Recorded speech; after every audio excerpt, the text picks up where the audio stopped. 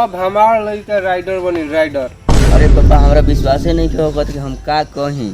हमरा तो इतना पते ना रहे कि हमरा के दुपहिया मिली।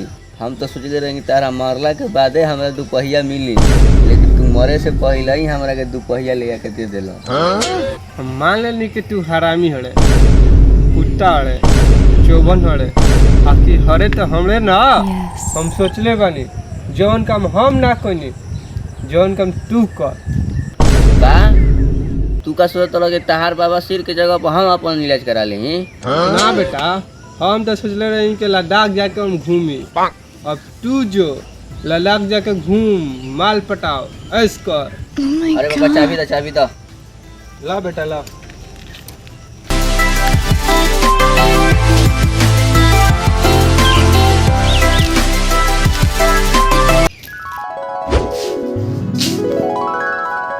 उठिए मत, सपना ना हो।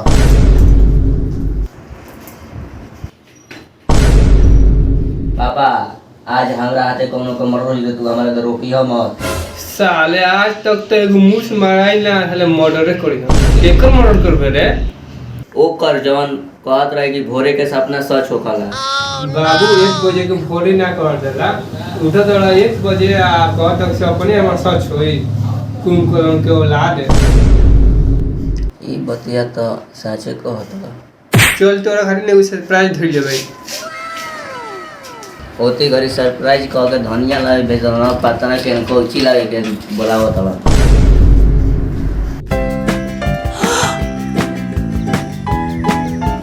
हम एक के दिन में दू वाली सपना नहीं की देख सकत।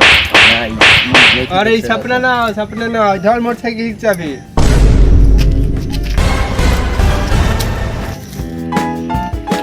अब हम आज फेसबुक पे फोटो ही सब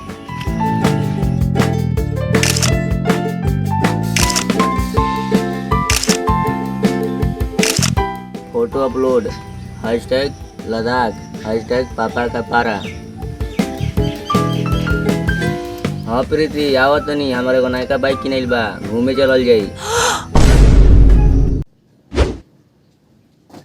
कहाँ जाते इतना तैयार हो के? पापा वो पूजा करे जाते हैं। तो हम पूजा आरती अर्चना सब जानते हैं, ध्यान से जाइए। अरे हमार पापा तू हमार कितना ख्याल करेला।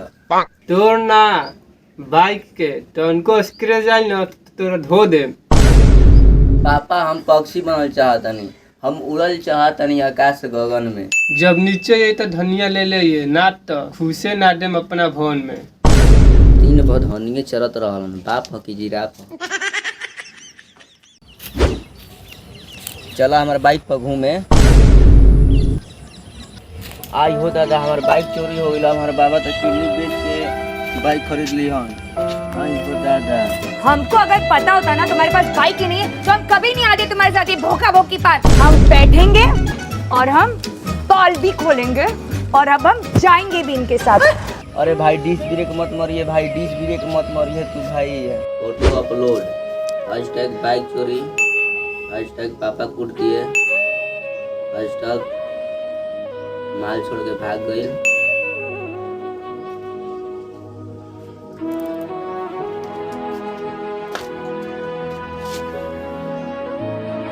का भइल तोरा?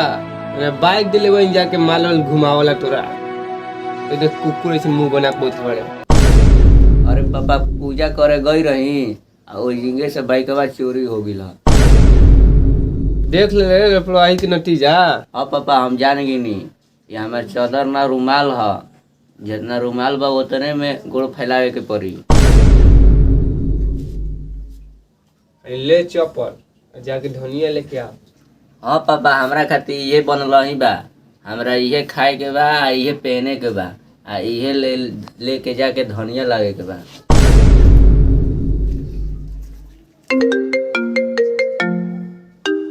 थैंक्स मिश्रा जी, एक दिन बाइक देवे खातिर। लेकिन आप वहाँ से बाइक उठाए कैसे?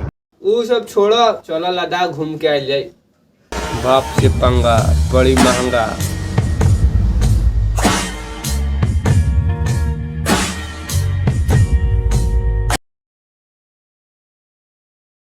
पापा हम पक्षी बनल चाहतनी, हम उड़ल चाहतनी आकाश गगन में। जब नीचे उतरबे तो धनिया ले ले ना तो अपन भवन में घुसे ना दे। नीचे उतरबे तो धनिया ले ले ना तो अपन भवन में हम घुसे ना। जब नीचे उतरबे तो धनिया ले ले ना तो अपना भवन में घुस। जब नीचे आइए तो धनिया ले ले ना तो भवन में घुसे ना दे। जब नीचे आइए तो धनिया ले ले ना तो अपन भवन में घुसे ना दे। जब नीचे आइए तो धनिया ले ले ना तो घुसे ना दे अपना भवन में।